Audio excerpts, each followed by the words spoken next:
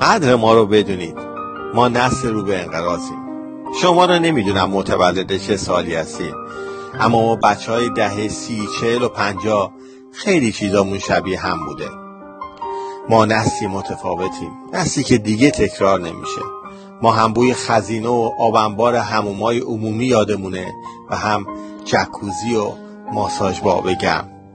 ما همونایی هستیم که با جیان دایجون میرفتیم 13 بدر و چند سال بعد توی خیابونهای شهر هاج و واج و دهنی باز ماشینای بوگاتی و مازاراتی رو شمردیم. ما هموناییم که از بازی هفت سنگ و کوبیدن کف دست روی عکس آدام خرسی گذشتیم و به بازی انگری برد رسیدیم. ما نسلی هستیم که از جاهلای فیلم‌های مسعود کیمیایی تا تیپ‌هایی مثل گلزار رو تو سینما دیدیم و از نعره لوتی‌های توی فیلم فارسی تا صدای اشوه‌های پسرای دخترنما تو این سالهای سینما ایران دیدیم و شنیدیم. با این حال ما نسل عجیبی هستیم که دیرو با سکه دوزاری ارتباط تلفنی برقرار می‌کردیم و امروز با موبایل پول جابجا می‌کنیم. ما واقعا استثنائیم. نسل قبل ما این شکلی نبود و نسل بعد ما هم قطعا اینطوری نمیشه. ما ساعتی که با اثر گاز دندون رو مچ دستمون و کشیدن عقربه‌هاش با خودکار بیکو تا آیواچ و ساعت سامسونگ رو تجربه کردیم. ما راهی طولانی رو یه شبه رفتیم. نسل قبل ما رفتن و این همه اتفاقات عجیب و غریب دنیای مدرن رو ندیدن و نسل بعد ما میان و در حالی که تو کلاساشون کامپیوتر و هیچ حسی نسبت به بوی دفترهای کاهی و نو تو اول مهر ندارن. ما واقعا نسل خوبی بودیم.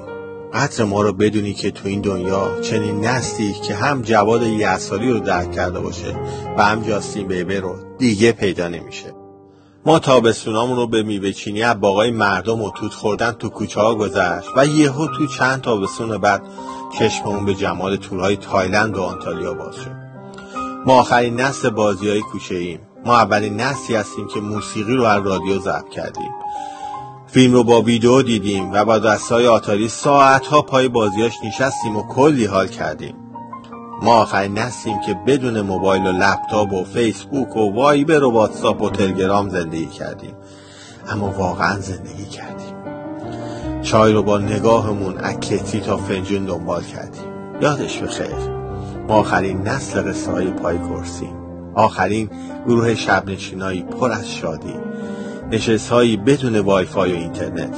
دور همیایی که با یه دنیا خاطره و تجربه و یه عالم دانش جدید تموم می‌شد. آخرین نسل شب‌نشینایی گفتن از جن و غول و پری.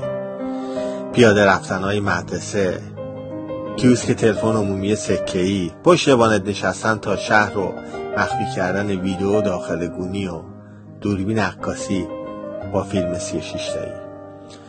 ما تنها نسلیم که مثل پاییز بین تابستون و زمستون دو فصل کاملا متفاوت رو تجربه کردیم. فصلی با عشق، فصلی بدون تکنولوژی. ما متولدین دهه 30، 40 و 50 هستیم. نسلی که دیگه مشابهش رو نمیشه پیدا کرد. نسلی پر از خاطرات ساده اما ناب. آهای دنیا، قدر ما رو بدون. به خدا ما نسل خوبی بدیم.